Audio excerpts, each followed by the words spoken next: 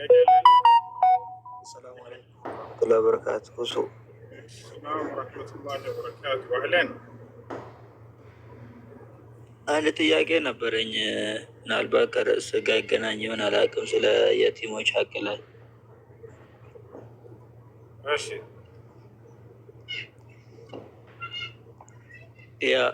የቲሙን ሀቅ በማስመልከት አንዳንድ ጊዜ አሁን እኔ ያለሁበት አካባቢ ባሏ የሞተባትን የቲሞች ያላትን ሚስት ወይንም ሴት ሰርግ ወይንም የድግስ ቦታዎች ማህበራዊ ጉዳይ ላይ በተመለከተ ሲጠሯት እሷ የምታመጣውን ምግብ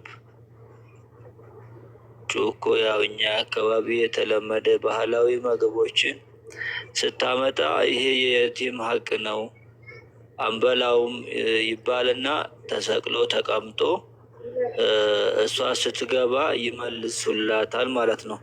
እሷ ደግሞ ቀልቧ ይሰበራል።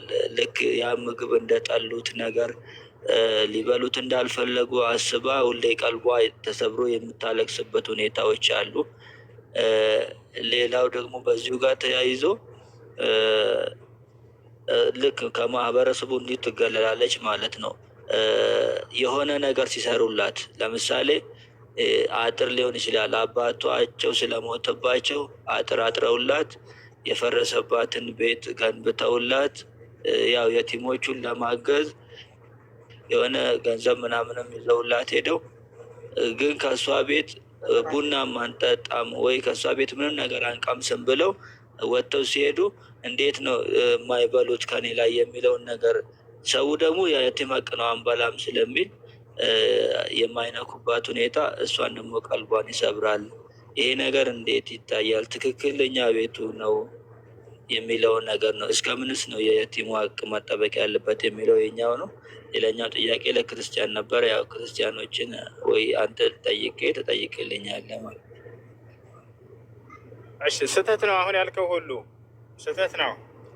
አብረዋት መብላት፣ አብረዋት መጠጣት፣ እርሷንም ደግሞ ለሀዘኗ ማጽናናት፣ ይህ ችግር የለም። እርሷን ማግለል የሚባለው ነገር ሴት ልጅ የምትገለለው እንደ መጽሐፍ ቅዱስ በክርስትና ላይ የወር አበባ በምትሆን ጊዜ የደም ርኩሰት ስላለባት እርሷን የዛኔ ትገለላለች። መንካትም አይቻልም።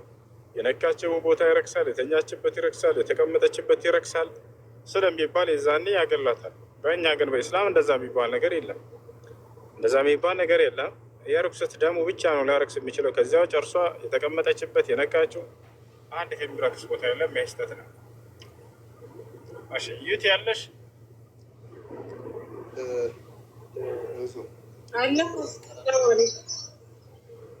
ዋሌኩም ሰላም። እሺ ሚኪ ጥያቄ ምንድን ነው?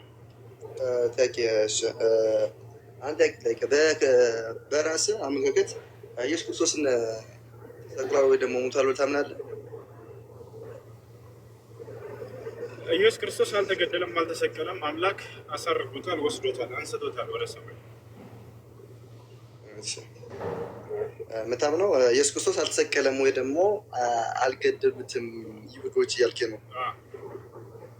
ጫፉን አልነኩትም። እሱ ያሸንፋቸዋል እንጂ አይሸነፍም። በእነዚያ ወንበዴዎች፣ እነዛ ከሃዲዎች አይሸነፍም። ለእነርሱ አሳልፎ አምላክ አልሰጠውም። ያወደዋል፣ ያከብረዋል። ዛሬዋ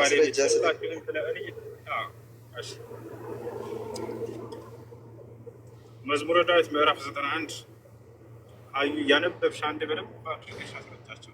አዩ ትልቁ ላይ ነሽ። መዝሙረ ዳዊት ምዕራፍ 91 ላይ ለኢየሱስ ክርስቶስ የተነገረ እንደሆነ መጀመሪያ ሉቃስ ወንጌል ላይ ምዕራፍ 4 ታሳያቸውና ከዚያ በኋላ ቀጥታ ወደዚያ ይወስድሻል። መዝሙረ ዳዊት ላይ ያለውን ሄደሽ አስረጃቸው። ክርስቶስ እንዳልተሰቀለ እዚያ ላይ ታሳያቸው።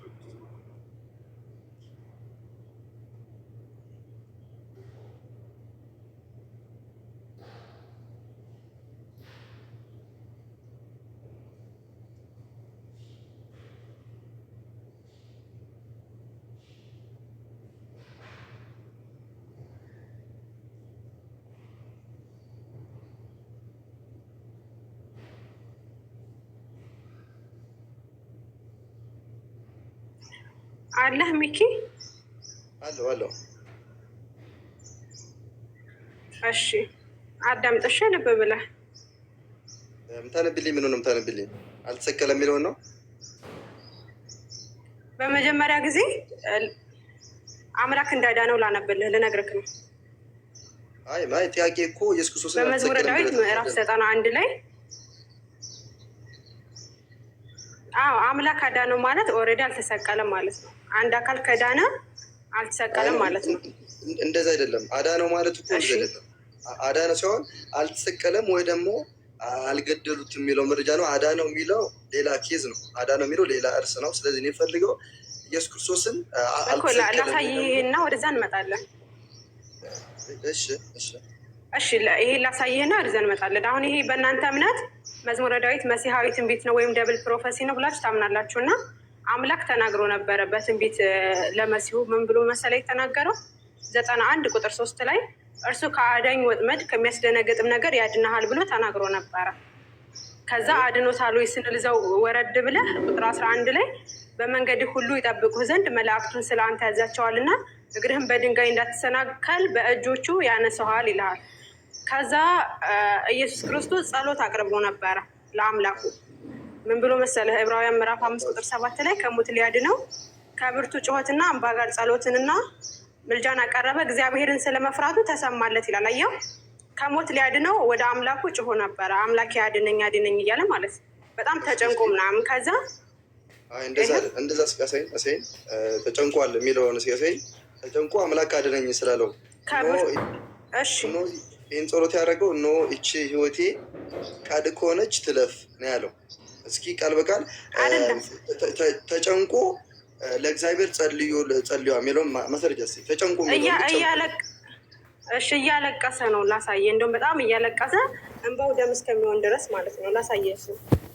እሱ እንባው ደም ሲሆን ጠብ ያለችው ደግሞ እንደሚፈስና እንደሚሞት ነው ማረጋገጫ ነው እግዚአብሔር አባቱ አብ እንትን ያለው እንጂ ደም እንባ እያለቀሰ ማስረጃ አንችልም። ደም እንባ እያለቀሰ እኮ ልሰጥህ ነው። ተረጋጋ እንዴ። ኦኬ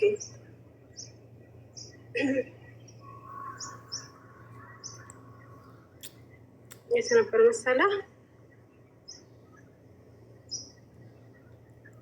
ቆይ ጥቅሱን እንዳውጣለህ አንዴ።